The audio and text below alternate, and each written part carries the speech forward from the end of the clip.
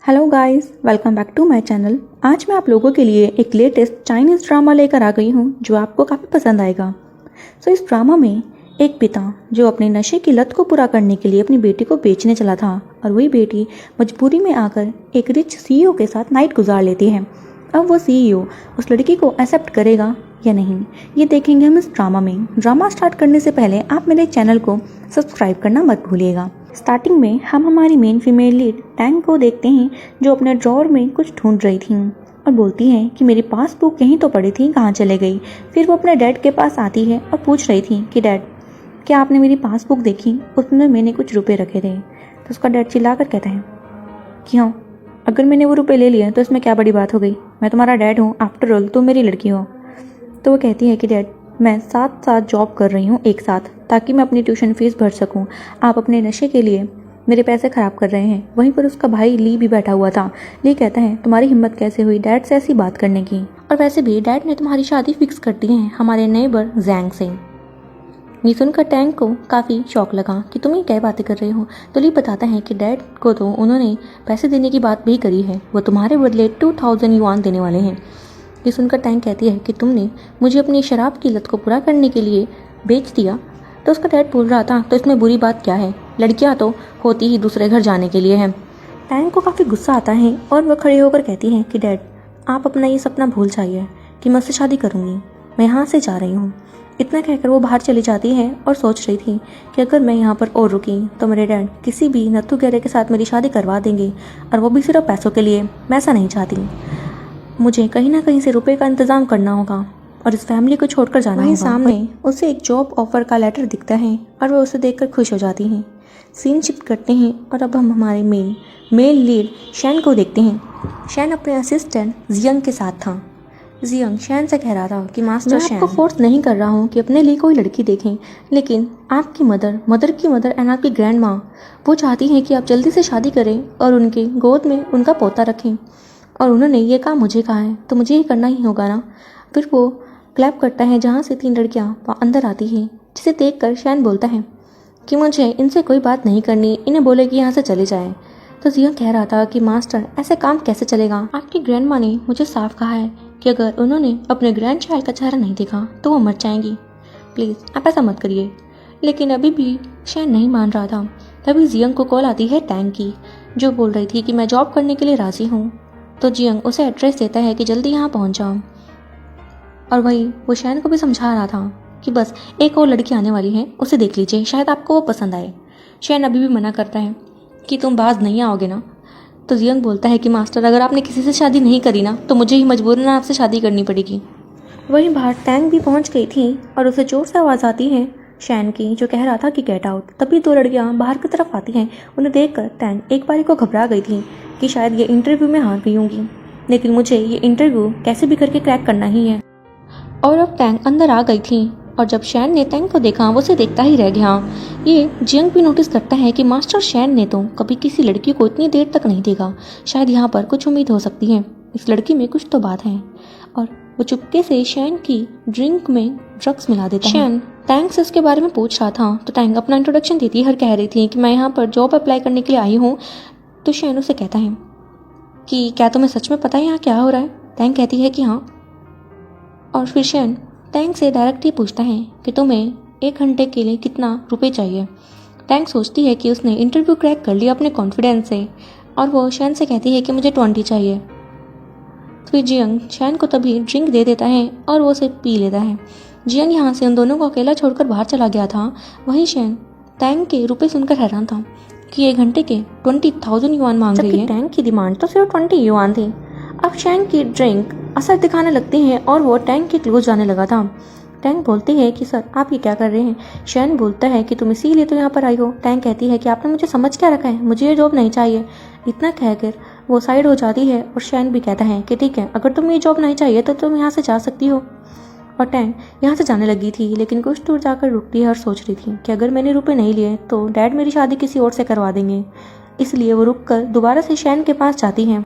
वो अपनी eyes close कर लेती हैं और शैन अब टैंग को सोफा पर लिटा देता है और उसके पास जाता है। वो दोनों वहाँ पर किस करते हैं और ये इंटीमेट सीन काफ़ी ज़्यादा रोमांटिक था। सीन कट होता है और हम अगले ही सीन में टैंग को डॉक्टर के पास देखते हैं। डॉक्टर ने टैंग की रिपोर्ट देखी तो बताता है कि तुम प्रेग्नेंट हो और तुम्हारे 3 जुड़वा बच्चे होने वाले हैं। टैंग ये सुनकर बहुत ही ज़्यादा हैरान थी कि अब वो क्या करेगी। कहते हैं कि तुम इन बच्चों के डैड को जल्दी ही यहाँ पर ले आओ, कुछ साइन करने हैं, कुछ फॉर्मेलिटीज़। टैंग सोच में पड़ जाती है कि इन बच्चों का बाप उससे मैं कहाँ से लाऊंगी, उस रात के बाद तो हम मिले ही नहीं। और फिर वो डॉक्टर से कहती है कि क्या इसका कोई और इलाज है। डॉक्टर कहते हैं कि अगर आपको अबॉर्शन करवाना है तो इसका फैसला भी जल्दी ही करना होगा। टैंग अब काफ़ी ज़्यादा टेंशन में आ गई थी कि उसने ये क्या कर दिया और इतना कहकर यहाँ से चली जाती है। टैंग अपनी फैक्ट्री में आ जाती है जहाँ वो काम करती है और अपनी रिपोर्ट को टेबल पर रखती है कि तभी साइड वाली लड़की जिसका नाम जैंग है वो उस रिपोर्ट को देख लेती है और काफ़ी तेज चिल्ला रही थी कि तुम माँ बनने वाली हो, वो भी 3 जुड़वा बच्चों की, जबकि तुम्हारा तो कोई बॉयफ्रेंड भी नहीं। वो उसे काफ़ी शर्मिंदा महसूस करवा रही थी और साइड वाले एम्प्लॉयज़ भी उसकी ये बातें सुन लेते हैं। उन्हीं में से एक लड़का जो काफ़ी ज़्यादा बदतमीज़ था और टैंग को अक्सर तंग किया करता था, वो टैंग को कहता है कि जब मैं तुम्हें टच करता था तब तो तुम बहुत इनोसेंट बिहेव करती थी और ये सब क्या है, बिना बॉयफ्रेंड के 3 बच्चे, पता नहीं किसके साथ मुंह काला किया होगा, लेकिन अब तुम्हें मुझसे भी कोई प्रॉब्लम नहीं होनी चाहिए। वो टैंग के साथ जबरदस्ती करने लग जाता है। तभी पीछे जियंग अपने असिस्टेंट के साथ खड़ा हुआ था और वो टैंग को देखकर पहचान लेता है कि ये तो वही लड़की है जो उस रात मास्टर शैन के साथ थी, लेकिन उसके बाद तो इसे मैंने कभी नहीं देखा। फिर वो देखते हैं कि वो लड़का टैंग को बहुत ही ज़्यादा परेशान कर रहा था। तो जियंग टैंग को बचाता है उस लड़के से और जैंग बताती है कि मास्टर ये 3 बच्चों की माँ बनने वाली है। आपको नहीं लगता ये हमारी फैक्ट्री के लिए काफ़ी इररिस्पेक्टफुल होगा? इसको तो अपने बच्चों के बाप के बारे में भी नहीं पता। जियंग ये सुनकर काफ़ी खुश हो जाता है कि क्या टैंग माँ बनने वाली है, वो भी शैन के बच्चों की। टैंग मना कर रही थी तो जैंग गुस्से में चिल्लाती है कि तुम झूठ क्यों बोल रही हो, जल्दी सच बताओ, उसके बाद तुम्हें ये जॉब से निकाल देंगे। फिर टैंग बोल ही देती है कि हाँ ये सच कह रही है। फिर जियंग गुस्से में जैंग को ही कहता है कि तुम होती कौन हो मुझे बताने वाली, तुम यहाँ से चले जाओ। जैंग को मुंह बनाकर यहाँ से जाना पड़ता है। वही टैंग जियंग को एक लेटर देते हुए कहती है और अपने रिपोर्ट्स भी कि उन्हें कह देना कि मैं अपने बच्चों को खुद से संभाल सकती हूँ। इतना कहकर यहाँ से चली जाती है। पीछे से जियंग उस रिपोर्ट को देखकर बहुत ही ज़्यादा खुश हो रहा था क्योंकि वो 3 जुड़वा बच्चों की माँ जो बनने वाली थी और वो बच्चे और किसी के नहीं शैन के ही थे। और जियंग कहता है कि मास्टर मैं आ रहा हूँ एक गुड न्यूज़ लेकर। तभी सीन शिफ्ट करते हैं शैन के घर पर, जहाँ पर उसकी ग्रैंड माँ, उसकी मॉम एंड उसकी ग्रैंड माँ बैठी हुई थी। वो साथ में वीडियोस देख रही थी और वो वीडियो और किसी की नहीं शैन और टैंग की उसी नाइट की थी जहाँ वो इंटीमेट हो रहे थे। यहाँ पर उसकी मॉम बोलती है कि मेरा शैन तो काफ़ी शर्मिला था, ये से क्या हो गया। वहीं उसकी ग्रैंड माँ भी बातें बना रही थी कि तुमने तो कहा था कि वो लड़कियों की तरफ देखता भी नहीं, यहाँ देखो कितना पैशनेट लग रहा है। ये सब बातें सुनकर शैन को बहुत ही ज़्यादा शर्म आ रही थी। तो उसकी ग्रैंड माँ कहती हैं कि देखो देखो शैन को कितनी शर्म आ रही है कि कहीं उसकी वाइफ को पता लगा तो वो गुस्सा करेगी। शैन को उनकी बातें अच्छी नहीं लग रही थी तो वो गुस्से में यहाँ से उठकर जाने लगता है। तो उसकी ग्रैंड माँ कहती हैं कि तुम मुंह बनाकर कहाँ जा रहे हो, जल्दी ही ऐसा नहीं चलेगा, ग्रैंड डॉटर इन लोगों को घर पर लाना होगा। ये सब सुनकर शैन उसी रात को याद करता है कि जहाँ पर टैंग को उसने रुपए दिए थे और टैंग उस रुपए के बदले पे और ज़्यादा रुपए मांग रही थी। टैंग मजबूर थी लेकिन शैन उसे नहीं समझ पाता और मन में कहता है ये औरत कितनी ज़्यादा लालची है, इसे अपनी इज्जत की भी परवाह नहीं। फिर वो गुस्से में कहता है कि ठीक है मेरा असिस्टेंट तुम्हें बाकी के रुपए दे देगा। इतना कहकर चला जाता है। सीन प्रेजेंट में आता है जहाँ शैन इसी बारे में सोच रहा था और अपनी ग्रैंड माँ, अपनी मॉम और ग्रैंड माँ को कहता है कि वो इस घर में कभी नहीं आएगी, वो बहुत ही बुरी औरत है। ग्रैंड माँ कहती है कि तुम कहना क्या चाहते हो। तभी हम देखते हैं कि शैन की मॉम रोने लग जाती है कि ये सब गलती तुम्हारे डैड की है जो हमें इतनी जल्दी छोड़कर चल गए। तब तुम बहुत ही छोटे थे, तुम्हें दुनियादारी की समझ ही नहीं थी और मैं भी शायद तुम्हें उतना टाइम नहीं दे पाई। वो रोने लग जाती है। तभी उसकी ग्रैंड माँ भी कहती है कि नहीं ये उसकी गलती नहीं है, ये तो मेरे हस्बैंड की गलती है कि वो भी हमें जल्दी छोड़कर चले गए। अगर वो जल्दी छोड़कर ना जाते तो मेरे बेटे को कल देते, मेरा बेटा तुम्हारे बेटे को कल देता, लेकिन ऐसा नहीं हो पाया। वो तीनों बुढ़िया आपस में कुछ ना कुछ बोले जा ही रही थी। जियंग वहाँ आकर शैन को बोलता है कि बॉस मेरे पास आपके लिए गुड न्यूज़ है। वो लड़की जो उस रात आपके साथ थी वो आपके बच्चों की माँ बनने वाली है, वो प्रेग्नेंट है। ये सुनकर शैन की मॉम ग्रैंड माँ बहुत ही ज़्यादा खुश हो जाती हैं कि क्या हमारा ग्रैंड सन आने वाला है। और शैन बोलता है कि जियंग तुम ये क्या बकवास कर रहे हो, तुम्हें पता भी है कि क्या बोलना है। वो लड़की उस दिन रुपए लेकर हमसे गई और तुम क्या चाहते हो, अब ये बच्चों का नाटक क्या है। जियंग कहता है कि बॉस मैं झूठ नहीं बोल रहा हूँ, आखिर मैं झूठ क्यों बोलूँगा। और वो रिपोर्ट शो करता है। शैन ये देखकर शौक रह गया और उसकी ग्रैंडमा और मदर भी चेक करती है तो वो बोलती है कि अब तो तुम्हें हमारी बहू को घर लाना ही होगा। और वो तीनों प्रे करने लग जाती हैं शैन के आने वाले फ्यूचर को लेकर। वही शैन सोच में पड़ गया था कि वो उस लड़की को घर पर लेकर कैसे आए। वो उसी रात को याद करते हैं जहाँ पर कि टैंग ने रुपए की और डिमांड करी थी। शैन की नज़रों में टैंग एक बहुत ही बुरी औरत बन चुकी थी। इन सब बातों को याद करके शैन अपनी मॉम से कहता है कि मॉम, अगर सच में वो मेरे बच्चे हुए तो मैं उनकी रिस्पॉन्सिबिलिटी लूँगा, लेकिन ऐसा पॉसिबल नहीं कि वो मेरे बच्चे होंगे। इतना कहकर वो यहाँ से चला जाता है। वहीं दूसरी तरफ टैंग काफ़ी निराश थी अपने आप से ही कि मैंने ये क्या किया, मुझे इतना पैसों के लिए नहीं गिरना चाहिए था। अब मैं क्या करूँ? क्या मुझे इन बच्चों की रिस्पॉन्सिबिलिटी लेनी चाहिए? क्योंकि मुझे तो अभी अपना स्कूल भी कंप्लीट करना है। तभी हम देखते हैं कि टैंग के डैड और ली, उसका भाई, वहाँ पर आ जाता है उसको ढूंढते हुए। टैंग उनसे बचने के लिए भाग रही थी तो ली उसको सामने से घेरता है कि तुमने क्या सोचा कि हम तुम्हें ढूंढ नहीं पाएंगे? कहती है कि मेरे पास तुम्हें देने के लिए कुछ भी नहीं। तो उसका डैड बोलता है कि हमें तुमसे कुछ नहीं चाहिए। तुम्हें ध्यान होगा कि मैंने वादा किया है जैंग से कि उसकी शादी मैं तुमसे करवाऊंगा और उसके बदले वो हमें 2000 वॉन देने वाला है। टैंग बोलती है कि मैं उससे शादी कभी भी नहीं करूंगी। अगर मैंने उससे शादी कर ली तो मेरी पूरी लाइफ स्पॉइल हो जाएगी। उसका डैड कहता है कि माना वो उम्र में बड़ा है, लेकिन उसके बदले वो हमें पैसे भी तो दे रहा है ना। हमारी फैमिली को बचाने के लिए अभी यही इंपॉर्टेंट है, तुम्हें हमारे साथ चलना होगा। टैंग बार बार मना करती हैं तो ली उसे ज़बरदस्ती ले जाने लगता है। तभी टैंग के पास से उसकी रिपोर्ट निकल जाती है। ली ने जब उस रिपोर्ट को देखा तो वो शौक रह गया कि ऐसा कैसे हो सकता है, तुम किसी के बच्चे की माँ बनने वाली हो। उसके डैड ये सुनकर तो बहुत ही गुस्से में आ जाते हैं कि तुम्हारी ऐसा करने की हिम्मत कैसे हुई, कौन है वो जिसके साथ तुमने मुँह काला किया है, हमें जल्दी बताओ, क्या वो इसी फैक्ट्री में से कोई है? वो जोर जोर से चिल्लाने लग जाता है। टैंग कहती है कि आप ऐसा मत कीजिए। तो उसका डैड बोलता है कि तुम तो अपनी जुबान बंद ही रखो, जल्दी बताओ कौन है वो आदमी जिसके साथ तुमने रात गुजारी, और तुमने एक बार भी हमारा नहीं सोचा कि हमने वादा किया है जैंग से तुम्हें रुपए के बदले देने का। टैंग बोलती है कि आपको अभी भी मेरी कोई परवाह नहीं, आपको सिर्फ अपने रुपए की परवाह है। तो ली कह रहा था कि डैड आप भी किसके मुंह लग रहे हैं, अब बस हमें उस आदमी को ढूंढना है जिसने कि मेरी सिस्टर को 3 बच्चों की माँ बना दिया। अब हम उस आदमी से पैसे लेंगे इसके बदले। तो टैंग कहती है कि मुझे नहीं पता था भाई कि तुम रुपए के लिए इतना गिर जाओगे कि तुम्हें मेरी इज्जत भी नहीं दिखेगी।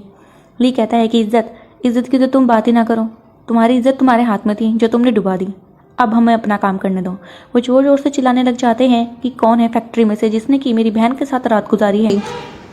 तो उनके चिल्लाने की आवाज़ सुनकर जैंग और वही बदमाश लड़का वहाँ आ जाता है जो टैंग को कह रहा था कि ओ अब तुमने नई चालाकी स्टार्ट कर दी, एक तो तुम प्रेग्नेंट हो गई, अब पैसों की डिमांड भी कर रही हो, कितनी बेशरम हो तुम। टैंग कहती है कि मैं तुमसे भीख मांगती हूँ, ऐसा मत करो। ली लेकिन चुप होने का नाम ही नहीं ले रहा था। वो बार बार पूछता है कि जल्दी बताओ वो आदमी कौन है। अब टैंग को ना चाहते हुए भी शैन का नाम लेना पड़ता है। शैन का नाम सुनते ही जैंग बोलती है कि तुम क्या पागल हो गई हो, हमारी फैक्ट्री के बॉस का नाम ले रही हो, तुम्हें और कोई नहीं मिला, पैसों के लिए इतना ज़्यादा गिरना भी सही नहीं होता।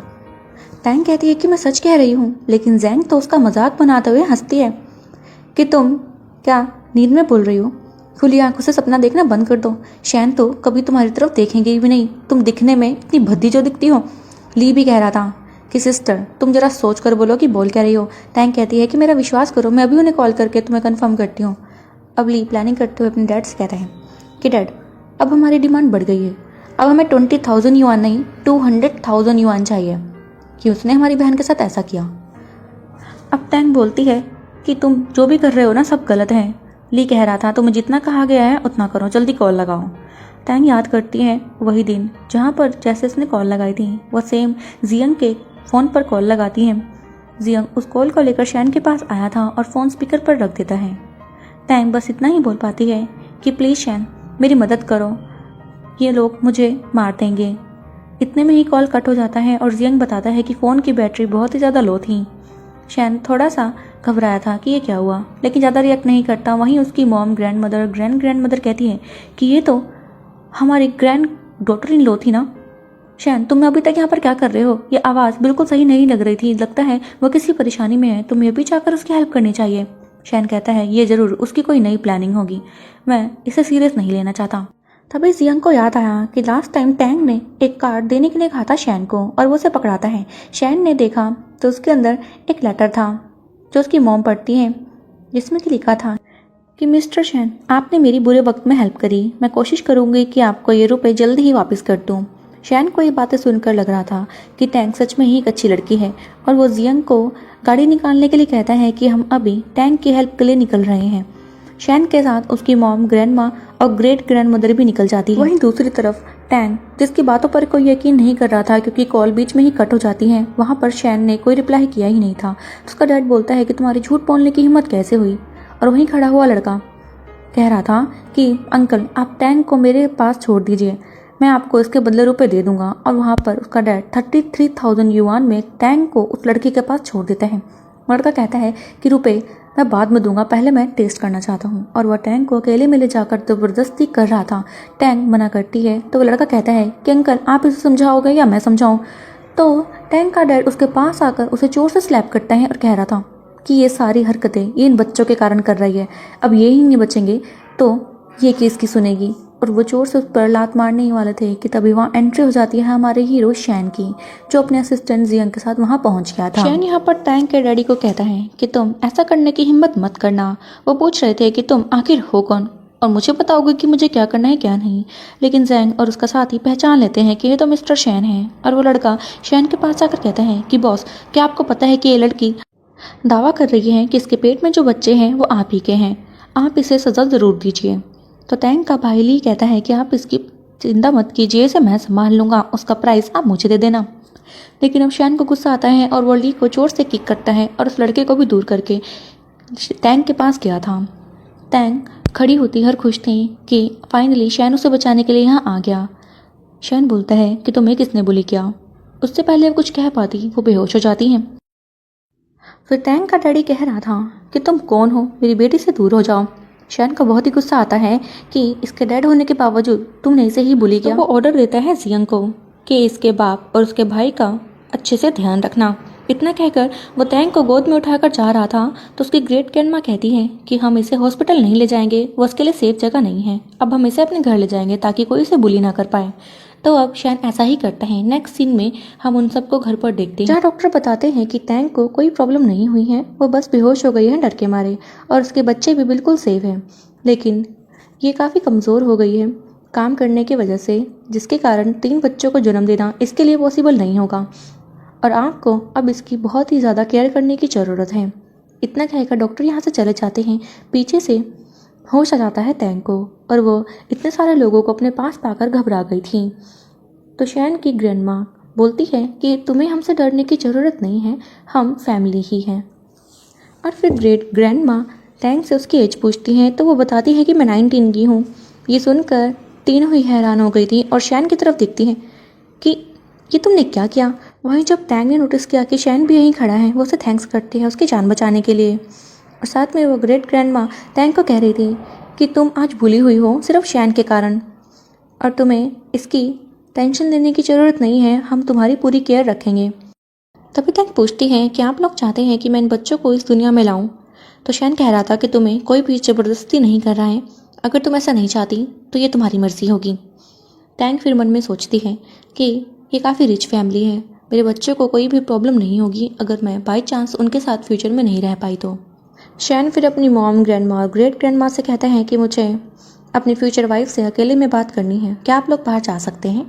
तो वो भी खुश हो जाती हैं कि शायद शैन का दिल पिघल रहा है और वो जल्दी से बाहर चली गई थी। उनके बाहर जाने के बाद शैन टैंग को कहता है कि मैं चाहता हूँ कि तुम इन बच्चों को जन्म दो। फिर वो अपने फैमिली रीज़न बताता है कि मेरी मॉम, मेरी ग्रैंड माँ वेट कर रही है कि कब मैं शादी करूँ और उनके ग्रैंड चाइल्ड्स को उनकी गोद में ला कर दूँ। और वो टैंग से पूछ रहा था कि तुम इन बच्चों को जन्म क्यों नहीं देना चाहती, क्या मैं रीज़न जान सकता हूँ।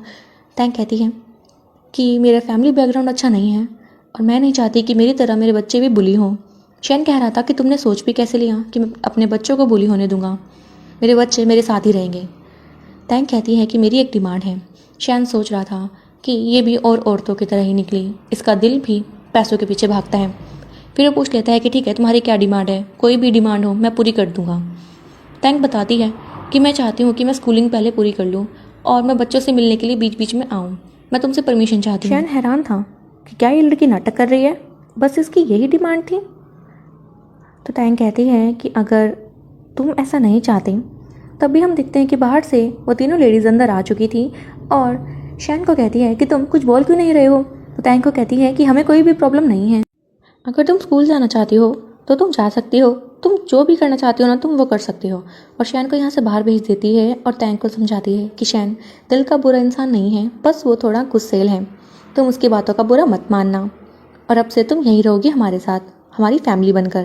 तैंग ये देखकर काफ़ी खुश हो गई थी कि शैन की फैमिली उससे कितने अच्छे से ट्रीट कर रही है। कुछ टाइम बाद देखते हैं कि वो सब अब बाहर बैठे हुए थे, जहाँ पर टैंग अपने बारे में बताती हैं कि उसके फादर अल्कोहलिक हैं और उसका ब्रदर एक निकम्मा इंसान। ये सुनकर ग्रैंडमा बोलती है कि तुमने काफ़ी कुछ देखा है अपने चाइल्डहुड से लेकर अभी तक, इसलिए हम नहीं चाहते कि तुम्हारे बेबी को इसका कुछ भी इम्पैक्ट पड़े, तभी हम तुम्हें यहाँ पर रख रहे हैं और तुम्हारी हेल्थ का हम पूरी तरह से ध्यान रखेंगे। वही शैन चुपचाप बैठा हुआ था तो उसकी मॉम डांटती है कि तुम कब तक अपना ये गुस्सेल मुंह लेकर बैठे रहोगे, तुम्हें भी बात करनी आनी चाहिए, अब टैंग हमारी फैमिली मेम्बर बन चुकी हैं। तो अब शैन टैंग को एक रूम में ले आते हैं जहाँ पर काफ़ी सारी सुंदर ड्रेसेस रखी हुई थी। तो उसकी ग्रैंडमा बताती हैं कि टैंग, ग्रेट ग्रैंडमा तुम्हें मॉल लेकर जाने वाली थी शॉपिंग के लिए, लेकिन फिर हमें डॉक्टर की बात याद आई कि तुम्हें केयर की बहुत ही ज़्यादा ज़रूरत है, इसीलिए हमने सारा तुम्हारा ज़रूरत का सामान घर पर ही मंगवा लिया, जैसे कि dresses, heels, footwears and all. साथ में ग्रैंडमा ये भी कह रही थी कि तुम्हें पढ़ाई भी करनी है ना, तुम्हारा फ़ोन ख़राब हो चुका था, इसलिए मैंने इलेक्ट्रॉनिक डिवाइस भी मंगा लिए, मुझे नहीं पता था तुम्हें किस चीज़ की ज़रूरत है, मैंने सब कुछ मंगवा लिया, अब तुम देख लो तुम्हें क्या चाहिए। जैसे ही टैंग ने वो देखा, उसकी तो आंखें ही फट गई, क्योंकि वो बहुत ही ज़्यादा एक्सपेंसिव था, पर सारी चीज़ें ब्रांडेड थीं। तभी ग्रैंडमा, ग्रेट ग्रैंडमा और शैन की मॉम अपनी अपनी चॉइस की ड्रेसेस टैंग को दिखाने लगती हैं कि तुम्हें ये ट्राई करनी चाहिए, तुम पर ही काफ़ी अच्छी लगेगी, लेकिन वो सब अपनी अपनी चला रही थी। टैंग काफ़ी खुश हो रही थी कि शैन की फैमिली मेरे साथ कितना अच्छा बिहेव कर रही है, मैं इन्हें कैसे रिपे करूँगी। अब वो तीनों टैंग के लिए एक हेल्दी डाइट बनाने का डिसाइड कर रही थी, क्योंकि डॉक्टर का कहना था कि वो वीक है। तभी नोटिस करती हैं कि टैंग तो घर के काम कर रही है, और शैन की मॉम ये देखकर घबरा गई और इसे जाकर रोकती है कि तुम्हें ये सब काम नहीं करना है, तुम अभी ठीक नहीं हो। टैंग बोलती है कि मैं बिल्कुल ठीक हूँ, मैं ये काम कर सकती हूँ, जब आप लोग मेरे लिए इतना कुछ कर रहे हैं तो ये तो उसके सामने कुछ भी नहीं। लेकिन शैन की मॉम उसे अभी भी रोक रही थी, और इसी बीच टैंग का पैर फिसलता है और वो गिरने ही वाली थी कि तभी हमारा हीरो उसे आकर होल्ड कर लेता है और कहता है कि तुम्हें अपनी लाइफ को रिस्क में डालने की ज़रूरत नहीं है, तुम अभी प्रेग्नेंट हो, इसलिए अपने बच्चों का ध्यान रखो, मैं नहीं चाहता कि मेरे बच्चों की लाइफ रिस्क में डले। टैंग बोलती है कि ठीक है, मैं इन सब सामान को वापस रख देती हूँ, लेकिन शैन उसे ऐसा करने से रोक देता है और उसे गोद में उठा लेता है। कह रहा था कि मैंने मना कर दिया ना, तो मेरी बात क्यों नहीं सुन रही। उसे वो रूम की तरफ ले जा रहा था, पीछे से वो तीनों आपस में बात करते हुए कहती हैं कि दोनों कितने रोमांटिक लग रहे हैं ना। अब हम टैंग को रूम में देखते हैं जहाँ वो खुद से ही बात करते हुए कह रही थी कि फाइनली मुझे आज रियलाइज़ हुआ कि फैमिली आखिरकार होती क्या है। और वो याद करते हुए अपने डैड को कॉल लगाती है, जहाँ पर उसका डैड कह रहा था कि तुम्हारी हिम्मत कैसे हुई हमें पिटवाने की। टैंग बोलती है कि आप ये क्या कह रहे हैं, मैंने ऐसा कुछ भी नहीं किया, अब तुम्हारे शैन को इसकी कीमत तो चुकानी ही होगी। टैंग पूछती है कि आप किस कीमत की बात कर रहे हैं, तो उसका डैड डिमांड रखता है कि अगर उसने हमें 10 मिलियन वॉन और पीछे से ली कहता है कि एक लग्जीरियस कार नहीं दी तो हम उसे नहीं छोड़ेंगे, हम उस पर केस कर देंगे, उसके सारे बिजनेस को बर्बाद कर देंगे। टैंग बोलती है कि ऐसा करने की हिम्मत भी मत करना, आप जो कहोगे मैं वो आपके लिए कर दूंगी। सीन कट होता है। अब हम देखते हैं कि शैन टैंग के पास आया हुआ था, उसे कार्ड देता है जिसमें कि 50,000 युआन थे। उसने वो रुपए टैंग को उसके मेडिकल चेकअप वगैरह के लिए दिए हुए थे। उसके जाने के बाद टैंग सोचती है कि क्या मैं इन रुपए को डैड को दे दूँ, लेकिन मैं ऐसा नहीं कर सकती, मैं शैन को धोखा नहीं दे सकती, वो मेरे साथ इतना अच्छा बिहेव कर रहे हैं, यहाँ तक कि उसकी फैमिली भी मुझे एज अ फैमिली ट्रीट कर रही है। सीन कट होता है और अगले दिन टैंग डिसाइड करती है कि वो काम पर फिर से रीजॉइन करेगी। मैनेजर पूछता है कि क्या तुम सच में यही चाहती हो। टैंग हामी भरती है कि जब तक उसे इस मंथ की सैलरी नहीं मिल जाती वो यहीं पर काम करेगी। तो उसके जाने के बाद मैनेजर ने कॉल लगा दी थी जियंग को कि यहाँ पर टैंग वापस काम करने के लिए आ गई हैं। जब टैंग अंदर गई, वहाँ पर जैंग अपने साथी के साथ खड़ी हुई थी जो टैंग के बारे में बात कर रहे थे कि आखिर उस लड़की में ऐसा था क्या जो शैन उसे अपने साथ लेकर गया। तभी टैंग को नोटिस करते हैं तो वो लड़का आकर हंस रहा था कि क्या हुआ, तुम शैन को सीड्यूस करने में फेल हो गई।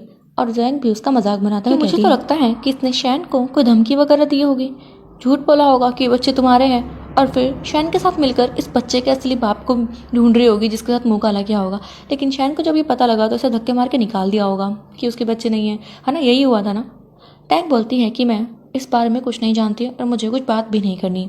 वो जाने लगती है लेकिन वो लड़का उसे आगे से घेरता है कि तुम हमसे बचकर जाओगी कहाँ, तुम्हारी वजह से आज हमारी सैलरी आधी हो गई, इवन हमारे मैनेजर को भी घाटा हुआ। सीन फिर वही लास्ट नाइट पर शिफ्ट करते हैं, जहाँ पर टैंग अपने डैड से बात करते हुए कहती है कि डैड, आप गलत फहमी में हैं। आपको क्यों लगता है कि शैन आपको रुपए देगा?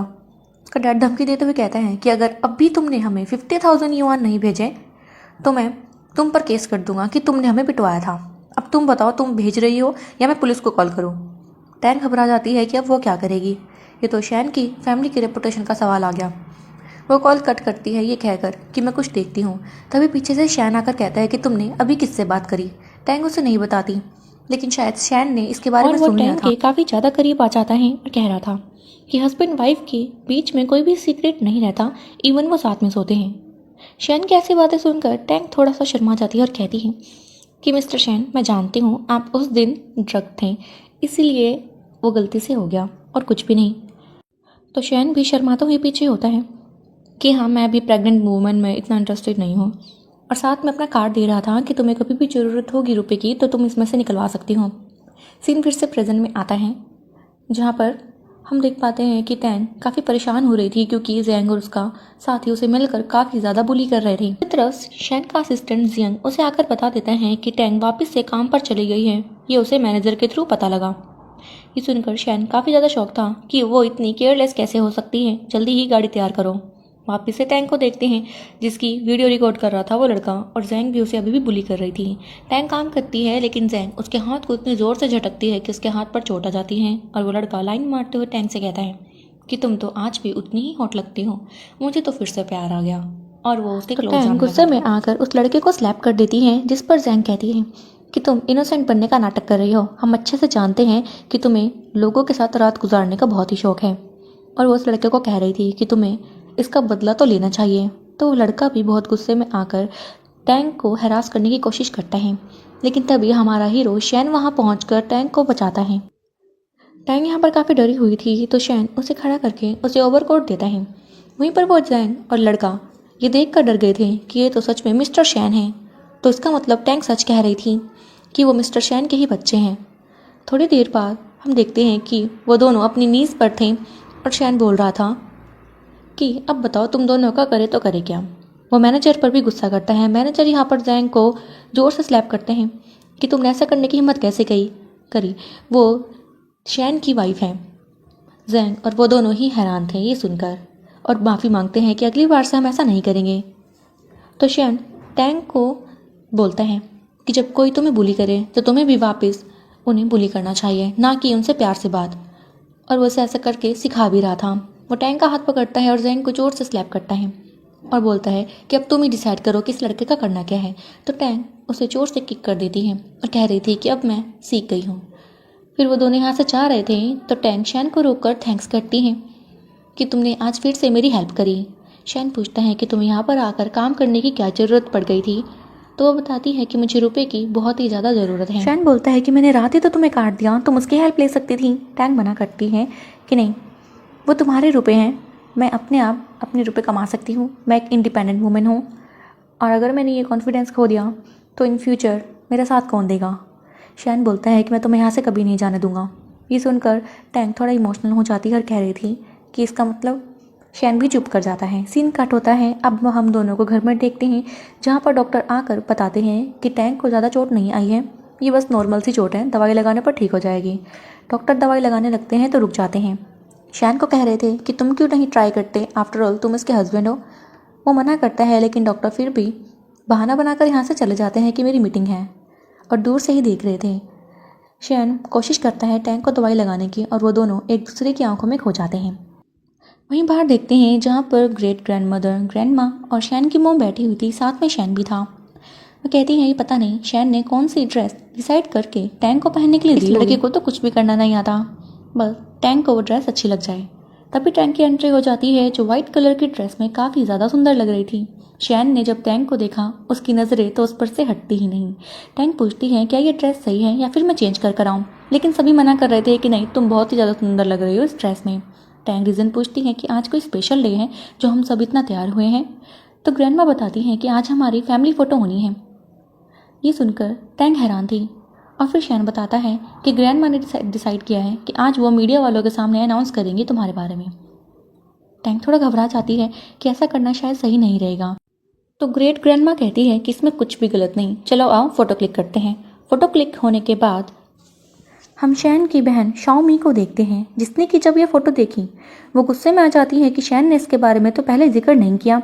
और कौन है ये लड़की, इसका फैमिली बैकग्राउंड क्या है, कहाँ काम करती है, कहाँ से आई है, मुझे कुछ भी नहीं पता। तभी वहीं पर जैंग भी चल रही थी, जो फ़ोन में यही फ़ोटो देखती है और गालियाँ देने लग जाती है टैंग को कि ये बिच, इसकी किस्मत तो देखो, आज मुझे फैक्ट्री से निकलवा कर यहाँ पे मज़े कर रही है।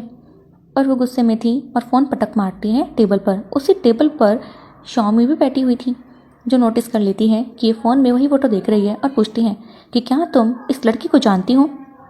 तो जैंग मन में सोचती है कि शायद शाओमी टैंग को पसंद नहीं करती और वो भी बुराई करने लग जाती है टैंग को और बताती है कि यही मेरी फैक्ट्री में काम करती थी। ये सुनकर शाओमी कहती है, क्या फैक्ट्री वाली वर्कर से शादी कर ली शैन ने, ऐसा कैसे हो सकता है। और जैंग तो और भी भला बुरा बोल रही थी टैंग के बारे में कि लड़की तो इतनी बुरी है, पैसों के लिए किसी के साथ भी सो जाती है। क्या तुम्हें पता है ये एक मिस्ट्रेस है, और तो और इसे 3 जुड़वा बच्चे भी होने वाले हैं, पता नहीं किस लड़के के साथ मुंह काला किया होगा।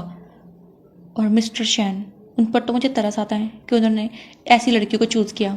ये सब बातें सुनकर शाओमी को तो और भी ज़्यादा गुस्सा आ रहा था कि टैंग ने उसके भाई को फंसा के लिया। वापस से टैंग को देखते हैं, जो अब स्कूल जाने के लिए बिल्कुल तैयार थी और शैन की फैमिली उसे गुड विशेस देती है कि अगर स्कूल में कोई भी प्रॉब्लम हुई ना, तुम हमें बेझिझक बता सकती हो। शैन भी उसे ऑल द बेस्ट कह रहा था फ्यूचर के लिए। टैंग मनी मन सोचती है कि ये पूरी फैमिली कितनी ज़्यादा अच्छी है। आफ्टर ग्रेजुएशन मैं नेरी पे जरूर पहुंचती है और गुड बाय कहकर जाने लगी तो शैन उसे रोक कर टिफिन देता है। तो टैंग काफ़ी खुश हो जाती है और क्लास की तरफ चली जाती है। वो अपनी क्लास ढूंढ ही रही थी कि तभी पीछे नोटिस करते हैं कि शाओमी तो जैंग के साथ सेम स्कूल और सेम क्लास में ही है। शाओमी टैंग को देखकर कह रही थी, अच्छा तो ये टैंग है, इसे तो मैं अभी सबक सिखाती हूँ। वहीं टैंग नोटिस करती है कि क्लास के सारे स्टूडेंट्स उसे काफ़ी अजीब तरीके से देख रहे हैं, तो वो काफ़ी घबरा जाती है। पीछे मुड़कर देखती है, वहाँ पर जैंग खड़ी हुई थी, तो वो पूछती है कि तुम यहाँ पर क्या कर रही हो। जैंग कहती है कि तुम बिच, तुम्हें इस स्कूल में एंट्री वापस कैसे मिल गई। और उसके साथ शाओमी भी जोर से क्लैप करके बाकी बच्चों को सुनाने लग जाती है कि ये देखो, ये दूसरे सोर्स से इस स्कूल में रीएडमिशन लेकर आ गई। टैंग बोलते हैं कि तुम कहना क्या चाहती हो और तुम हो कौन। जैंग को तो मैं जानती हूँ, इसकी मेरे से पुरानी दुश्मनी है। जैंग कहती है कि मैं बताती हूँ ना, तुम तो फैक्ट्री में वर्क करती थी ना, तो तुम्हें यहाँ पर एडमिशन कैसे मिल गई। शाओमी भी कहती है इस यूनिवर्सिटी में एडमिशन लेने के लिए एक बहुत ही टफ एग्ज़ाम से गुजरना पड़ता है, लेकिन तुम 1 साल गैप देकर फिर से रीएडमिशन लेकर आ गई। मुझे नहीं पता तुमने क्या सोर्स लगाए होंगे, लेकिन ये सब इलीगल है। इस यूनिवर्सिटी की अपनी पॉलिसीज़ हैं, अपने रूल्स हैं, तुमने उन सब को ब्रेक किया है, तुम्हें सज़ा मिलनी चाहिए और तुम इस स्कूल में पढ़ना डिजर्व नहीं करती। बाकी बच्चे भी बोलने लग जाते हैं कि टैंग को स्कूल से निकालना होगा, ये स्कूल की रेपुटेशन ख़राब कर देगी। तभी प्रिंसिपल वहाँ आ जाते हैं, तो शाओमी और जैंग बोलती हैं कि सर, हम चाहते हैं कि आप टैंग को यहाँ से निकाल दें। प्रिंसिपल कुछ नहीं कहते। तभी पीछे से शैन भी आ जाता है कि यहाँ सब ये क्या हो रहा है, कौन है जो मेरी फियोंसे कहाँ से निकालने की बात कर रहा है। वहीं पर जैंग खड़ी थी, तो शैन उसे देख कर कहता है कि तुम्हें पुराना सबक याद नहीं आ रहा जो तुम फिर से वापस आ गई। वहीं शाओमी थी कि ब्रदर, मैं भी इसी के साथ हूँ, मैं नहीं चाहती कि टैंग यहाँ पर पढ़े, ये स्कूल की रेगुलेशन के खिलाफ है। आप भी जानते हैं कि यहाँ पर एक स्ट्रिक्ट एग्जाम देकर बच्चों को एडमिशन दी जाती है और ये तो किसी और ही सोर्स से यहाँ पर एडमिशन लेकर आ गए। और अगर ये बाकी पेरेंट्स के बच्चों को पता लगेगा तो स्कूल की कोई रेपुटेशन नहीं बचेगी। बच्चे भी चिल्लाते हैं कि हाँ, ये सही कह रही है। शैन उसे चुप कराता है और कह रहा था कि तुम्हें पहले ये बताओ कि बोला किसने कि ये किसी और सोर्स से यहाँ पर एडमिशन लेकर आई है। जैंग कहती है कि मैंने बोला है। फिर टैंग कह रही थी कि तुम चाहती क्या हो, मुझे बताओ। तो शाओमी बोलती है कि मैं चाहती हूँ कि तुम जो इस एडमिशन लेने का स्ट्रिक्ट एग्ज़ाम है उसे पास करो, तब जाकर तुम एलिजिबल होगी इस स्कूल में एडमिशन लेने की। तो टैंग मान जाती है, लेकिन प्रिंसिपल ऐसा करने से मना कर रहे थे और शाओमी को कहते हैं कि तुम्हें नहीं पता होगा, last to last year Tang इस यूनिवर्सिटी की टॉपर रह चुकी है और मैंने ही उसे लीव दी थी। और जिस एग्ज़ाम की तुम बात कर रही हो ना, ये उस एग्ज़ाम की भी टॉपर रह चुकी है। अब तुम कुछ बोलना चाहोगी। तो वो कुछ नहीं बोल पाती। तो प्रिंसिपल टैंग का वेलकम करते हैं और फिर शैन प्रिंसिपल से कहकर जैंग को फिर से स्कूल से भी निकलवा देते हैं। सीन कट होता है। अब टोंग को उसके डैड की कॉल आई हुई थी, लेकिन वो उसे काट देती हैं। तो उसके डैड को काफ़ी गुस्सा आता है, किसकी हिम्मत कैसे हुई मेरा कॉल काटने की।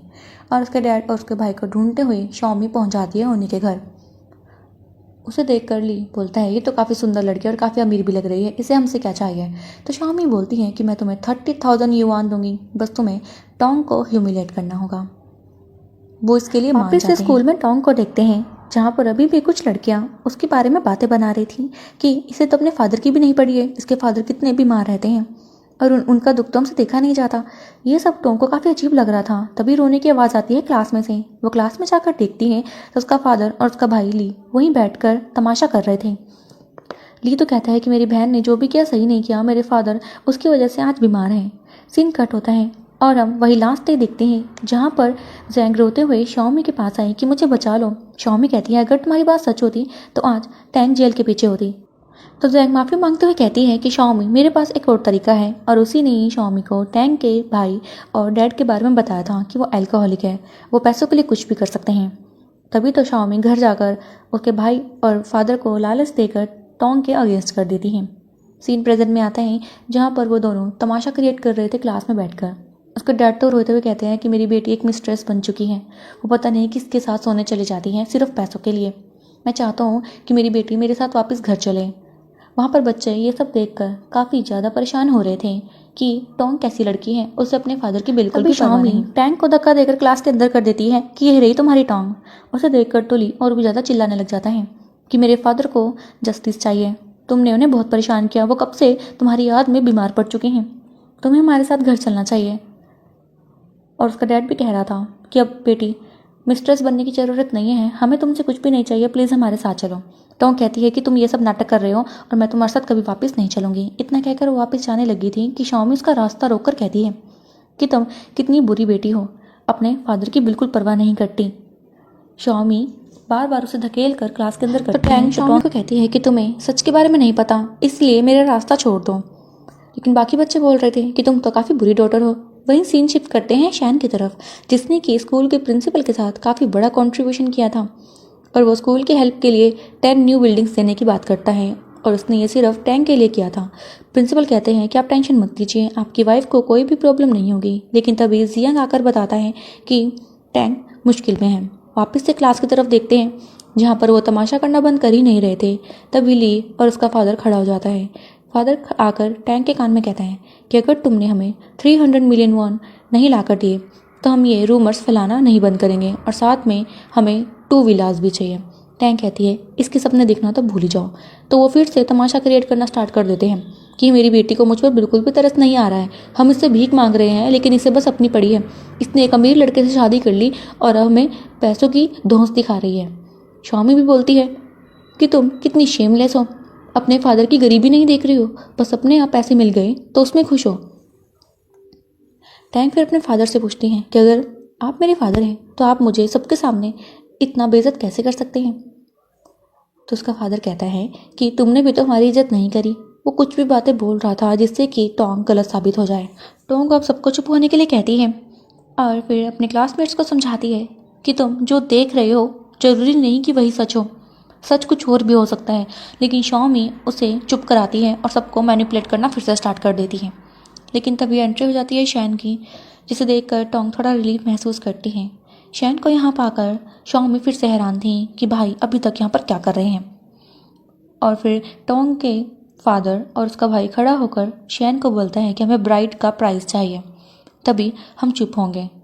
लेकिन टोंग ऐसा करने से मना कर रही थी कि तुम्हें इन्हें रुपए देने की कोई भी ज़रूरत नहीं है, मैं इनसे सारे रिश्ते नाते तोड़ती हूँ। टैंग का फादर बोलता है कि बेटी तुम ये कैसी बातें कर रही हो, जब तक तुम्हारी शादी नहीं हुई थी तब तक तो हम बहुत खुश थे ना, हमारी फैमिली थी। ली भी कह रहा था कि ये तो मेरे ब्रदर इन लॉ बनने वाले हैं, तो तुम ऐसा कैसे बोल सकती हो। टैंग कहती है कि हम कभी भी खुश नहीं थे, हम कभी भी फैमिली की तरह ट्रीट हुए ही नहीं, इसलिए अब से आप मेरे ना फादर हैं और ना ही ये मेरा भाई। शैन भी अपने आदमियों को कहकर दोनों को पकड़वा लेता है। प्रिंसिपल भी अंदर आते हैं और पूछते हैं कि ये किसने किया, और वो सारे स्टूडेंट्स को लेकर बाहर चले गए थे। अब जियांग अपने आदमियों को कहकर टैंग के फादर एंड ब्रदर को पिटवाता है और शाओमी को भी सजा दिलवाता है। वहीं बाहर की तरफ शैन जब गाड़ी में टोंग के साथ बैठा हुआ था, टैंग वहाँ पर रोने लग जाती है। शैन पूछता है क्या तुम हर्ट हो रही हो। टैंग कहती है कि नहीं, बस मैं थोड़ा थक गई हूँ, सोना चाहती हूँ। तो वो शैन के शोल्डर पर अपना सर रख शैन उसे टच करना चाहता था लेकिन रुक जाता है ये देखकर कि शायद टैंग अनकंफर्टेबल फील करेगी। अब हम उन दोनों को घर पर देखते हैं जहाँ पर टैंग रेस्ट कर रही थी और उसे अचानक से आँख खुली। डर के मारे वो एक बुरा सपना देख रही थी और जैसे ही उठी वो सामने शैन को पाती है। शैन बोलता है, क्या तुम ठीक हो? तो पूछती है कि तुम यहाँ पर क्या कर रहे हो? शैन बताता है कि रूम मेरा ही है तो मैं यहाँ पर क्यों ना हूँ। टैंक बोलती है कि तो फिर मैं यहाँ पर क्या कर रही हूँ, मुझे अपने रूम में जाना चाहिए। शैन बताता है कि डॉक्टर ने कहा कि तुम्हें नाइटमेयर्स आते हैं, इसलिए मुझे तुम्हारी परवाह हो रही थी और मैं तुम्हें यहाँ पर ले आया। टैंक को ये सुनकर काफ़ी अच्छा लगता है कि शैन कब से मेरी परवाह करने लगा। तो फिर भी दिखाती है जैसे उससे इससे फ़र्क नहीं पड़ा और कहती है कि नहीं कोई बात नहीं, मैं अपने रूम में ही सही हूँ। वो उठकर जाने लगी तो शैन उसे गोद में उठाकर वापस बेड पर लेटा देता है और उसके काफ़ी क्लोज आ गया था। टैंक पूछती है कि आप करना क्या चाहते हैं? शैन कह रहा था कि डरो मत। वो उसे एक केयरिंग किस फोरहेड पर करता है जिससे कि टैंक को बहुत ही रिलीफ महसूस हुआ और वो सेफ भी फील कर रही थी। शैन कहता है कि तुम्हें डरने की ज़रूरत नहीं है, तुम यहाँ पर आराम से बेफिक्र होकर सो सकती हो, मैं तुम्हें बिल्कुल परेशान नहीं करूँगा। और वो साइड में बैठकर बुक पढ़ने लगता है। टैंक उसी को देखते देखते सो जाती है। सीन नेक्स्ट डे पर शिफ्ट करते हैं जहाँ पर जियंग शैन को आकर बताता है कि शाओमी अब अलग प्लानिंग में लग गई हैं, हमें उनका इलाज जल्दी ही करना होगा। तो शैन कहता है कि सबको एक जगह इकट्ठे करो, मैं टैंक को लेकर वहाँ पहुँचता हूँ। तो जियंग शैन के कहने पर सबको पकड़वा लेता है। अब हम रात का सीन देखते हैं जहाँ पर शैन टैंक को लेकर एक जगह पर पहुँचा। टैंक पूछती है कि हम यहाँ पर क्यों आए हैं। तो शैन बोलता है कि क्या तुम ब्रेव बनना चाहती हो कि कोई तुम्हें बुली ना कर पाए। टैंक को कुछ समझ नहीं आता तो शैन कहता है कि मैं तुम्हें जल्दी ही समझा दूंगा। जियंग आकर शैन को बताता है कि बॉस आपके कहने पर मैंने सारा इंतज़ाम करवा दिया है।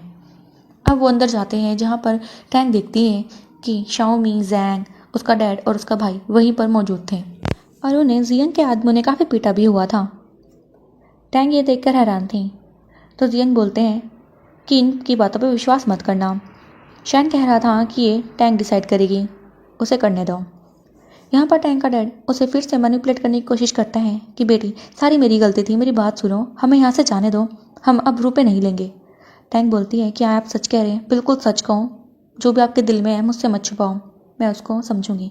तब उसका डैड सच बोलते हुए कहता है कि मैंने पहले 20,000 युआन की डिमांड करी थी, लेकिन अब मुझे जाकर पता लगा कि इसकी कीमत तो और भी ज़्यादा होनी चाहिए। डैड की ऐसी बातें सुनकर शैन को बहुत ही गुस्सा आ रहा था कि ये तो कोई चाइल्ड डिजर्व ही नहीं करता था।